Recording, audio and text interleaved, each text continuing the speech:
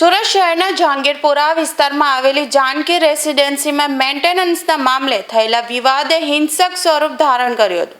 સોસાયટીમાં રહેતા એક ડોક્ટર અને તેમના સાથીઓએ મળીને એક યુવાન પર હથોડા જેવા જીવલેણ હથિયારથી હુમલો કરતા સમગ્ર વિસ્તારમાં ચકચાર મચી ગઈ હતી.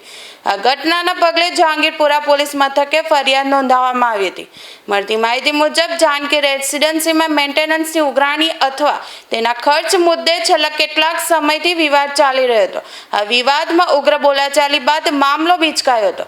આરોપ છે કે સોસાયટીમાં રહેતા એક ડોક્ટર સહિત 3 વ્યક્તિઓએ મળીને એક યુવાનને ઘેરી લીધો હતો. હુમલાખોરોએ તારા નાટક વધી ગયા છે, આજે તો તને પતાવી જ નાખો તેવી ધમકી આપીને યુવાન પર હથોડાના આધેડટ ઘા ઝીકવાનું શરૂ કર્યું હતું.